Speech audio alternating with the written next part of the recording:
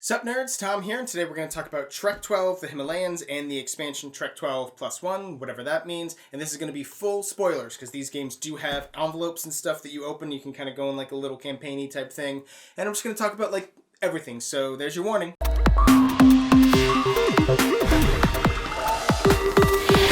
So again, I am just going to talk about everything here. There are envelopes, and actually they're all in here because I just went ahead and opened all the envelopes, which is something that you can do. There is a way to link this together into like a campaign type thing and get extra special abilities and badges and stuff. But in the envelopes that you get, a lot of the things are some more characters and special ability cards, but what we also get is a bunch of pads. Now, I do really like the idea or the fact that you get tons and tons of different pads. Like, look at how many they're kind of sticking together here. It's hot in Florida. So they're all different mountains that you can climb, different treks and stuff, and a lot of them are pretty similar, but there are new rules that are, shown on different ones, and some of them are just harder in general because of the way that the circles are clumped together. So again, I do like that. I don't know of any other roll and write that has this many different sheets, different pads of sheets you can go on. There are, 1, 2, 3, 4, 5, 6, 7, 8, 9. There are 9 in total, and again, I don't know how many come in this box. I think only like 2, maybe. It doesn't seem like 3 would really fit in there. Because again, I just opened up everything. And that really is kind of the way I like to do these types of games that have envelopes and campaigns or legacy type things. And nowadays, when I hear legacy or campaign games, it's like a turnoff. I'm like, oh, not like I don't like the idea or the concept, because it is fun. I have done, campaigns of Descent and Charterstone and things like that, Pandemic Legacy.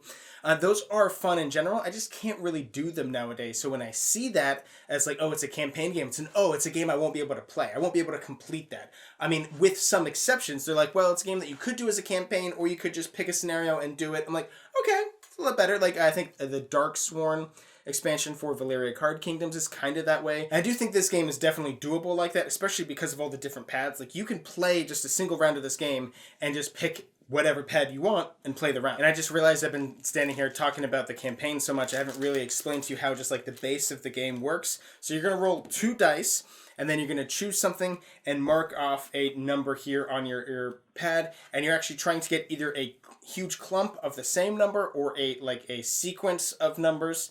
And you can do multiple of those, but you'll get points based on that. You're either trying to clump the same number together or have like a sequence, right? You're going to roll the 2 dice and pick something and mark it off on the sheet. But you only get one number. You only pick one number that you mark off on the sheet. So in the top right-hand corner of all these pads, there is this little grid that shows that you can either choose the lower of the 2 die, the higher of the 2 die, you can subtract the 2 die and choose that number, you can add the 2 die and choose that number, or you can multiply the 2 die and choose that number. And every time you choose one of those options, you mark it off, and you could actually run out of that potential option. There are sometimes when adding them together and multiplying them will give you the same numbers, so you might want to, you have to be strategic about how you mark that stuff off. And that's the core of the game, and it's really great because it's really simple, it's fun, and it's quick. We can play around in like 10 minutes, and I can teach the game in 2 minutes, which I kind of just did there, But what's really great is that it's good for like young kids. I play this with my niece and nephew who are 10 and 7 respectively. And the 7-year-old, again, we had to help him out a little bit, but he got it pretty fast and he did really well. He actually ended up winning the game, again, with only a little bit of help. Like, there would be times when we'd say, okay, so hey, what number do you really want to put here? You'd be like, well, I want to put a 6 here or maybe a 5 over here. Okay, so is there any way you can get a 6 with these 2 numbers?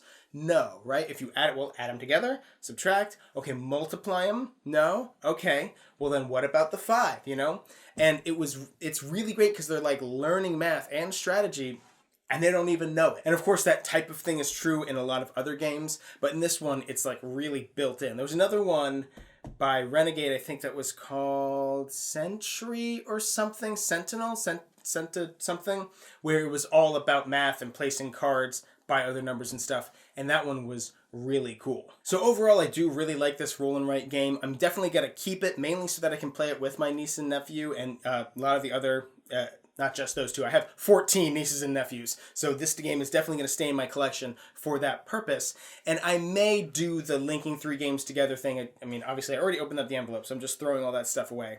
But I may do linking 3 games together sometime, or I mean, I might just hand out random special abilities for people to have or something like that, just to spice it up a little bit, make it more fun. But overall, I really think there is a lot of value here, especially if you go through and open up all the envelopes, and you do the whole thing. Great. Or if not, if you're more like me, great too. And that's the best way for campaigns to be, where you can just open everything and say, okay, here, look, we have 9 different paths we can go through. What do you want to do? So I'm going to put a link to both Trek 12 and Trek 12 Plus 1 in the description box down below. You can go ahead and get yourself a copy. Also down there is going to be a link for Game Toppers. They're the sponsor for Neverboard Gaming. They're what we're filming on right here. They're phenomenal. And while you're down there, don't forget to subscribe to our channel so you'll never be bored.